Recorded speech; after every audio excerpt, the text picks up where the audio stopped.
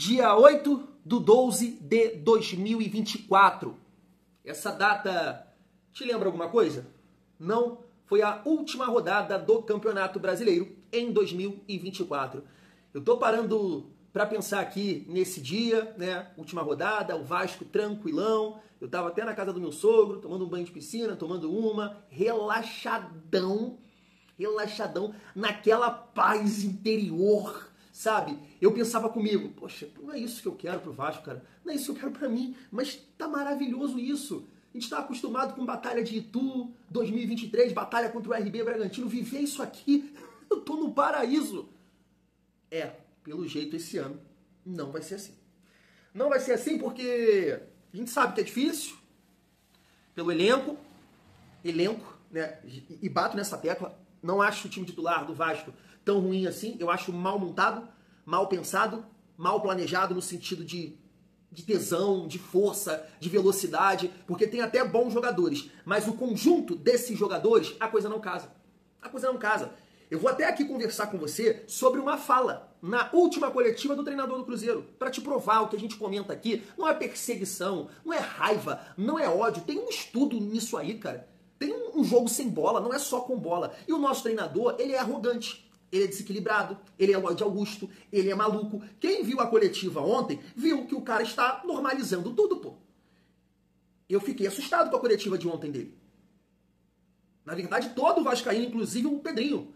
Não sei se é uma questão nesse momento, até acho que não, pelas opções, mas precisa acontecer uma conversa interna. Porque o que o Diniz fez ontem na coletiva assustou todo mundo. Ele está normalizando. Não. Só essas duas partidas aqui, ó. Essas duas partidas, o Vasco não foi bem. Agora, o que tá acontecendo, o que foi feito daqui pra cá, não. Que loucura é essa, Diniz? O Vasco tomou 3 gols contra o Mirassol, meu rei. O Vasco ganhou uma partida no Campeonato Brasileiro desde a volta da Copa do Mundo aí, cara. Mas, meu Deus do céu, que loucura é essa que esse homem tá passando, tá acontecendo com ele, tá enlouquecendo todo mundo. Meu Deus do céu, cara. E aí, família, a gente vai trocar aqui uma ideia, né, sobre a rodada do Campeonato Brasileiro. Já estava até aqui olhando a próxima rodada e não gostei de um confronto aí de um rival nosso. Mas ainda bem que vários times ali perderam, né? Hoje, claro, tava esquecendo, né, vai fechar a rodada, né, com Palmeiras e Sport, e Flamengo e Vitória. Falar sobre reforços, porque ontem à noite, após ali a derrota para o Corinthians, surgiram alguns nomes de zagueiros para a gente debater aqui, trocar uma ideia sobre eles, que por incrível que pareça, eu nunca pensei que ia acontecer isso na minha vida, tá? Acho um grande responsável, inclusive eu estava vendo a diferença, né, de influenciadores, jornalistas que torcem para o Fluminense, a diferença de posicionamento em relação à SAF deles. Você já viu? Você já parou para ver? Os caras alertando, opa, não é bem assim, calma aí, olha o que está acontecendo aqui, gogó e tudo mais. A diferença do que aconteceu com o Vasco. Absurdo, assim, a comparação que foi feita. Então, o Chile 500 Dias tem um papel, né, fundamental, podemos dizer assim, nessa venda do Vasco aí para 777, mas eu concordo com ele, com o chilique dele ontem, tá? Em relação ao campo, em relação ao trabalho do Diniz. Vou pontuar isso aqui também pra gente trocar uma ideia nesse vídeo. Família, é difícil, né? Segunda-feira, Vasco perdendo um freguês assim de marca maior, com a torcida do Vasco provocou, zoou, aí o time me faz aquela atuação ali, caramba. Cara, é por isso que assim, o torcedor do Vasco, o Diniz é muito maluco. Eu não sei por onde começar, cara. A torcida do Vasco tenta deixar, né, a chama acesa, essa rivalidade, essa provocação, mas cara, é isso, já te dei bom dia? Bom dia, uma excelente segunda-feira, um dia abençoado para todos nós, e quarta tem mais, né? Quarta tem mais. Família, vamos seguir aqui a nossa resenha, rapidamente repercutir aqui os resultados de ontem, né? O Santos acabou perdendo para o Bahia, um resultado muito bom para o Vasco, né? A gente tem que secar, mas o Santos agora, né, vai ter um novo treinador, que é o Vojvoda. Vamos aguardar aí como é que vai ficar essa situação. A derrota do Vasco por 3-2. Juventude acabou perdendo para o Botafogo, né? Nosso próximo adversário aí na Copa do Brasil, 3-1. Um resultado que foi importante também. Mirassol, com certeza é um time que pode até oscilar aí, né, parte do segundo turno, mas é um time que vai garantir a sua permanência, né, na Série A, dificilmente vai cair tanto assim, até porque construiu aí uma gordura, é um time difícil de ser batido, né, muito competitivo, muito raçudo, conta também, eu sei que a sorte, né, acompanhado da competência. Mas quem viu o gol do Mirassol ontem, rebate pra lá, rebate pra cá, a bola vai e sobra ali, certinho pro cara finalizar. Então, assim, é um time que realmente a gente achou aí que ia cair, né? Elevador, bate e volta, mas não vai. O Mirassol é um time que vai conseguir aqui, e até com certeza, e assim, com certeza não posso dizer, né? Mas vai brigar por uma competição internacional, né? São Paulo, 2-0 em cima do Galo, e como eu disse, né? Hoje tem aí Palmeiras contra Sport, Flamengo versus Vitória. Já estava acompanhando aqui a próxima rodada, só para ver aqui os adversários, quem vai enfrentar e tudo mais, né? O Ceará vai pegar o Juventude em casa, Santos e Fluminense, né? Um adversário aqui direto nosso, Fluminense que tomou um pau aí fora de casa, né? Para o RB Bragantino, de repente o Santos vai conseguir pontuar aqui, o Grêmio vai enfrentar o Flamengo, Mirassol e Bahia, nada a ver, Corinthians e Palmeiras, Corinthians abriu 6 pontos da gente, e aqui, ó, um detalhe importante, né? Eu não sei se o Flamengo vai aprontar, né? Eu espero tudo deles, tá? Então, se o Vitória não conseguir ganhar hoje, vai continuar ali no Z4. Mas na próxima rodada, o Vitória enfrenta o Atlético no meio da Copa do Brasil, que é contra o Cruzeiro. Então é força máxima ali, tá, pai? É força máxima. O Galo com certeza vai entrar com todo mundo reserva nesse jogo aqui fora de casa contra o Vitória. Então é bem provável que o Vitória vai conseguir aqui os 3 pontos. E aí vai ser no mesmo dia, dia 31, mas o Vitória joga às 6h30 e o Vasco joga contra o Sport no dia 31 também, mas às 8h30, né? E o Internacional encara o Fortaleza fora de casa. Lembrando que, né, o Vasco pode sim entrar aqui na zona de rebaixamento nesse jogo contra o Ceará aqui, Ceará e Juventude, que nem nenhum absurdo, né? Nenhum absurdo o Ceará vencer ou pontuar aqui. E a classificação do campeonato tá aí para vocês, né? Vasco na 16ª colocação, né? Mesmo número de jogos ali do Inter, do Grêmio, do Santos, que estão com 21 Santos, 24 Grêmio, e o Vitória com o mesmo número de pontos aqui também, né, do Vasco, mas vai fazer um jogo a mais amanhã, né? É isso, que situação é essa? Sinceramente, não pensei que ia passar por isso esse ano. Não pensei que ia ter tranquilidade ali, pelo menos no meio da tabela, mas isso aqui é surreal, família vascaína. Meu Deus do céu. E aí, família, deixa eu colocar na tela para vocês o Léo Jardim, né, falando um pouco do resultado de ontem, e logo depois vem o Chile 500 dias, e aí a gente vem pontuando aqui, né, algumas resenhas que a gente tem em relação ao mercado da bola, também a atuação do Andrés Gomes, posicionamento do Vasco, coletiva do Fernando Diniz, que foi uma coisa assim surreal. Olha só. Cara, é difícil falar, é difícil de... Agora, depois de uma derrota, a gente falar qualquer coisa. Eu não sei te responder ao certo o motivo da oscilação. A gente tem trabalhado muito, o professor Diniz tem cobrado muito a gente. E é um grupo que trabalha muito, cara. É um grupo que tá tentando mudar essa situação. E a gente entende a frustração do torcedor, também a frustração do torcedor também é a nossa. É uma situação muito desconfortável, a gente não gostaria de estar passando por essa situação. Mas agora é continuar trabalhando, manter a cabeça erguida e buscar essa consistência, buscar essas atuações melhores o mais rápido possível para a gente conseguir mudar esse panorama que a gente vive hoje.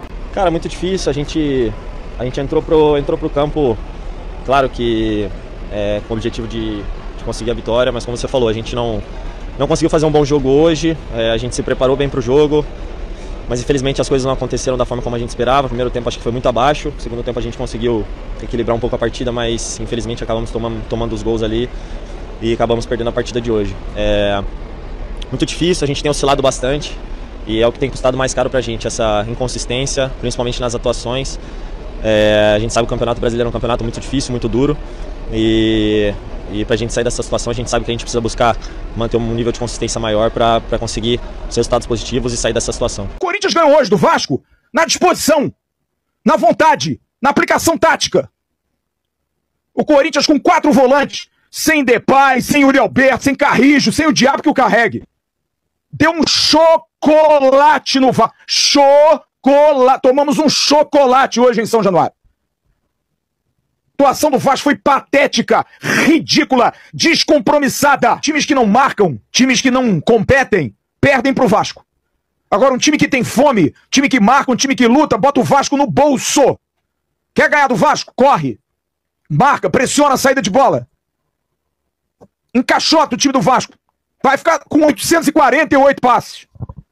Porque o nosso técnico não sabe fazer outro tipo de jogo além desse.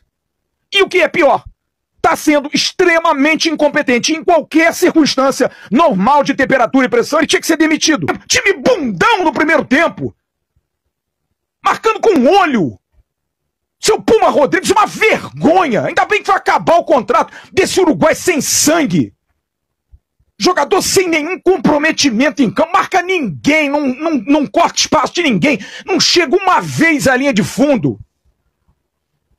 Tá doido pra ir embora. Família, isso é até papo para outro vídeo, né, pra gente se estender um pouco mais nessa situação. Mas pegando o gancho do que o Léo Jardim falou sobre essa oscilação, é um time que trabalha muito, mas que as coisas não estão acontecendo e que vão continuar trabalhando para dar a volta por cima.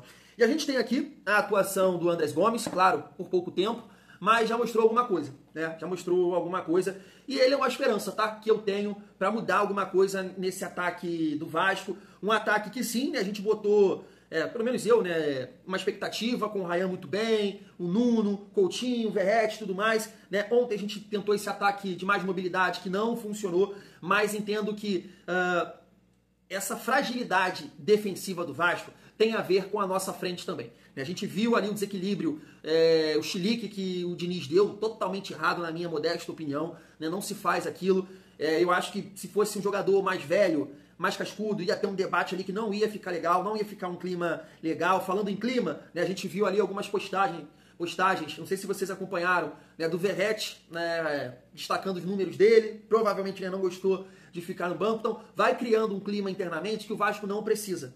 Esse tipo de coisa não é legal, porque numa entrevista o Rayan de repente até fala, não, faz parte, mas internamente, né, fica um clima ruim. Não precisa disso. Que cara descontrolado, que cara maluco. Começa a berrar, gritar ali na frente de todo mundo. Não precisa provar nada pra ninguém, vestiário, pô. Cobra o cara no vestiário. Então essa dificuldade, né, defensiva que o Vasco tem, sim, é das peças, concordo com você, mas a frente tem que ajudar. Cobertura, auxiliar, preencher espaço. E hoje, fisicamente falando, Nuno, Coutinho, Rayan e Verratti, tá muito claro que esses quatro não têm condições físicas. Isso tá muito claro. Tá muito claro. Quem não está observando isso, eu acho que, sabe, não tá vendo o Vasco. A falta de intensidade dos quatro assustou. No jogo contra o Juventude e no jogo de ontem, tá? O Verratti entrou no decorrer do jogo, tá?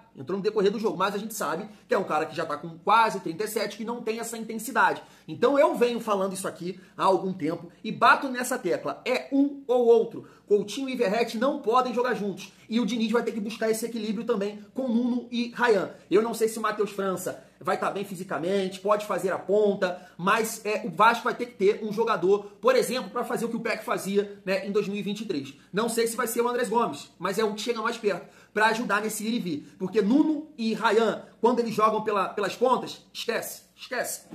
É muito fácil, eles não ajudam, eles não conseguem. Tá muito fraco, tá muito lento esse time, muito cansado, a falta de intensidade é gritante nesse time do Vasco. E aí, família, eu tava vendo aqui, e aí eu vou de encontro com o Chiliquento Dias aí, porque eu concordo com ele, a derrota do Vasco passa por isso aí, por uma questão de intensidade, de disposição, de força. Foi assim também contra o Juventude, e o nosso treinador ele não tem essa leitura. Para ele continua na filosofia dele de posse de bola, de toque, de qualidade técnica, não de força física, não de conseguir vencer os duelos. Isso é uma loucura. O Barros não ter entrado naquele jogo ali antes para competir, para tentar dar uma dinâmica no meio-campo, para não deixar aquele buraco, foi uma loucura. O cara jogou um tempão com o Nuno de volante. Pô, o cara tem dificuldade para ajudar, para auxiliar na marcação sem bola. Vai botar o cara de volante, beleza, você vai ter recurso, você vai construir com ele, tem muita qualidade técnica. E sem a bola, meu Deus! Jesus, alguém ajuda a cabeça do Diniz. Como é que fica esse time sem bola? Com Coutinho de terceiro homem, Nuno de segundo volante e Jair de primeiro. Alguém precisa ajudar o Diniz, cara. Alguém precisa, o estilo dele é maneiro. É maneiro, a gente vê, quando dá certo, a coisa flui. Mas como é que o cara não busca esse equilíbrio? Ele vai para uma coletiva e começa a falar que a gente marca mal, marcamos bem esse jogo, no outro. Mas você está contribuindo com isso, meu Deus, tu não tá percebendo isso. Que esse time, tô mostrando aqui antes de falar do Léo Jardim, do treinador, deixa eu mostrar aqui as imagens para vocês, né, do primeiro gol. Olha só, cara, olha o clarão da entrada da área. Olha o clarão, olha o segundo gol aqui também. Como é que os caras conseguem por duas vezes finalizar? Um na entrada da área, um dentro da área, sozinho. O primeiro gol ficou, é o que eu tô falando da intensidade de um modo geral. É um time muito lento. Então essa coisa vai ter que ser analisada. De Nuno, Rayan, Coutinho, Verratti. Tem que ser bem pensada, porque eles não contribuem na frente na marcação. Tem que pensar muito bem aqui também na dupla de volantes, porque se o Diniz não tiver esse entendimento de mudar a rota um pouco, de buscar um pouco do equilíbrio, de botar a molecada pra jogar, você não tem um primeiro volante de mais pegada, bota o Barros pra rolo. Ver esse moleque vai sustentar, porque ontem o Corinthians botou 2 moleques lá e os moleques acabaram com a gente, tal de Guinegão, tal de Kaique. Jogaram pra caramba, intensidade, marcando pressão. Então, ô Diniz, bota a molecada pra correr. Como é que pode tomar 2 gols desse aqui e tu só botar na conta de quem tá marcando mal? Mas claro que tá marcando mal, pô. Isso é evidente, pô. Como é que tu marca com uma condição física precária dessa? Como é que tu vai preencher o espaço? Como é que tu vai chegar antes? Se o time tá cansado, se o time tá morto em campo. É o que eu falo, o Vasco tem bons jogadores. Nuno, Ryan, Coutinho, Verratti, dentro da sua característica que é marcar os gols. Só que o conjunto não tá casando. Porque é um time muito frágil fisicamente. Família, perdemos para o Juventude porque foi mais intenso que a gente. Perdemos para o Corinthians porque foi mais intenso que a gente. E o Vasco não consegue ter essa intensidade, principalmente sem bola. Principalmente sem bola. E aí vai acontecer. Se o cara não tiver esse entendimento, cara, vai dar merda. Vai acontecer o pior, o Vasco vai cair. Porque eu tava vendo aqui essa entrevista do Leonardo Jardim, técnico do Cruzeiro, e ele foi perguntado, né, sobre o Gabriel, né, Barbosa, porque ele não joga e tudo mais. Ele falou que é um grande profissional, é um cara que está trabalhando bastante, mas ele não é mágico. Dentro do conhecimento dele, dentro das limitações dele, sabe o que ele falou? Eu não consigo encaixar o Gabriel com o Matheus Pereira, com o Caio Jorge. Eu não consigo encaixar. Dentro das minhas limitações. O cara assumiu isso, que não dá pra ele, não dá no sistema de jogo dele, fica muito exposto. Fica um time com pouca intensidade. Tu pegou aqui a noção da parada, do que a gente tá falando aqui? Claro que são estilos diferentes, uma filosofia totalmente diferente da do Diniz. Mas, cara, praticamente todo treinador tem esse entendimento da intensidade. O Diniz não, o Diniz é um maluco, um 22. Fica só com esse conceito de posse de bola. Um time lento desse marcando pressão lá na frente, gente. Como é que pode um time espaçado desse? Porque ele não tem que se olhar para a questão da força física, da intensidade. Tô aqui mostrando para vocês, o cara assumiu numa coletiva. Dentro das minhas limitações, eu não consigo encaixar ele no time do Cruzeiro. Você lembra que o Diniz lá no Cruzeiro testava isso? Dudu, Gabriel, Matheus Pereira, tomando porrada atrás de porrada? Diniz, pelo amor de Deus, Diniz. Pelo amor de Deus, dá pra fazer melhor. É só encaixar o time. Peça por peça, força física. E assim, família, nesse jogo contra o Botafogo, é ideal poupar alguns jogadores. É o ideal. Tem que acontecer isso. Se for com o time principal pro jogo contra o Botafogo, vamos chegar com a bunda lá no chão, com a bunda cansada contra o Sport. E isso não é o ideal. Nuno precisa descansar. O Ryan, se for jogar, tira ele da ponta, pra ele não ter que ficar fazendo essa recomposição se ele for jogar. Coutinho, não dá pra jogar junto com o Verratti, é um ou outro pra essa partida. O time precisa ser mais intenso. Precisa ser mais intenso. Essa é a aula, é a lição que a gente tá tirando de tudo isso. Principalmente essas 2 derrotas aí pra Juventude e pra Corinthians. Pra Corinthians, perdão. E contra o Botafogo, você tem que poupar, irmão. Tem que poupar, porque o jogo contra o Sport é decisão. É decisão, o Vasco não pode perder pro Sport. E se chegar com esse nível de intensidade, de cansaço que o Vasco tá, vai perder lá. Vai perder, porque o Sport só tá jogando uma competição, joga um jogo, descansa a semana toda. Então, teoricamente, quando a gente enfrentou um time, né, limitadíssimo, que é o do Juventude, mas correu, foi intenso contra a gente perdeu. A gente não viu a cor da bola. Vai acontecer isso lá com o Sport, se a gente não competir fisicamente. Mas se jogar contra o Botafogo com força máxima, vai tomar um pau do Sport. Vai tomar um pau. Então, entre Copa do Brasil e não cair pra segunda divisão, é claro que a prioridade tem que ser o Campeonato Brasileiro. E aí, família, futuramente, no futuro próximo, tá? Andrés Gomes, pelo que ele mostrou, entrando no ritmo mais rápido, ele tem que jogar no Vasco. Ele tem que jogar no Vasco. Os caras têm que jogar no Vasco. E a outra, assim, Ryan teve 2 lances de 9 ontem.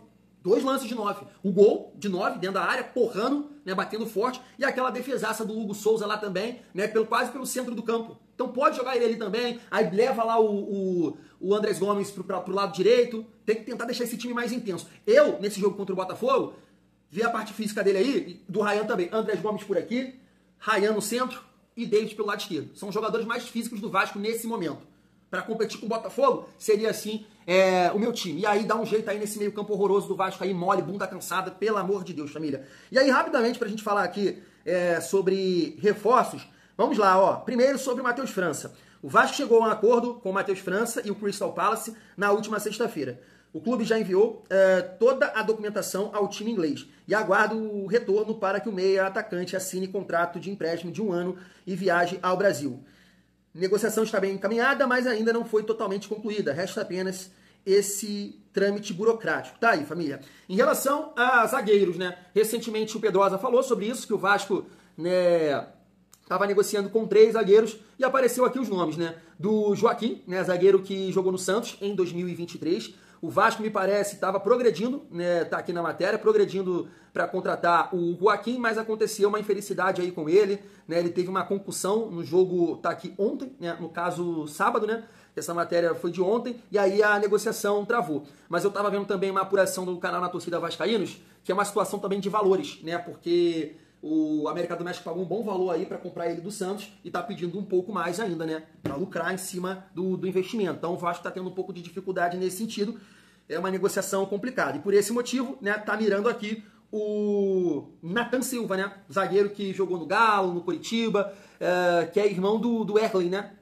Que passou pelo Vasco. Então não sei como é que vai ficar essa negociação aqui do Nathan Silva, mas assim, família, não é um jogador que eu vou chegar aqui e falar que eu não conheço, porque eu conheço, lembro dele sim, né, do Curitiba, acho que ele passou também pelo Atlético Goianiense, lembro dele lá, e no Galo, chegou no Galo, né, assim, nunca foi um titular absoluto, inclusive acho que saiu justamente para jogar mais, porque não tinha tanta chance assim no Galo, tem uma boa velocidade, ele não é um zagueiro lento, mas não lembro de ser um zagueiro tão confiante assim não. É aquilo, né? Eu não sei o valor que o Vasco vai investir, quanto vai pagar nesse jogador, porque se for muito dinheiro, eu acho que não é um investimento interessante não, mas está no desespero. E aí se você me perguntar, Thiago, Nathan Silva ou Hugo Moura na zaga? Eu vou te falar Nathan Silva. Até porque o Hugo Moura, que é o único que a gente tem, que era uma outra posição importante para o Vasco contratar, tentar contratar um primeiro volante de mais pegada, com mais condição física, que infelizmente, né, o Paulinho desaprendeu que ele poderia jogar nesse meio campo do Vasco aí com a intensidade, com a pegada que ele demonstrou quando chegou no Vasco. Felizmente o cara acabou, o cara morreu, o cara não é cogitado, ninguém fala do Paulinho, parece que esqueceu ele lá. Ele não aparece em nada, em foto, em treino, acabou, Paulinho acabou. O cara acabou. Como é que pode um negócio desse, né? Então acho também que o Vasco precisa de um volante com mais força, mais pegada para proteger essa defesa aí. É isso. Acho até que ele pode aumentar o nosso nível defensivo. Agora, dependendo do valor, né, que o Pumas, né, que é o time dele, eu acho que é Pumas, vai pedir nele aqui, acho um valor, um investimento bem arriscado. Porque eu nunca achei o Nathan Silva essas coisas, não. Nunca achei. É um zagueiro razoável para mais ou menos família vascaína. É isso, né? Que desespero que a gente se encontra. Vou ficando por aqui, daqui a pouco eu tô de volta.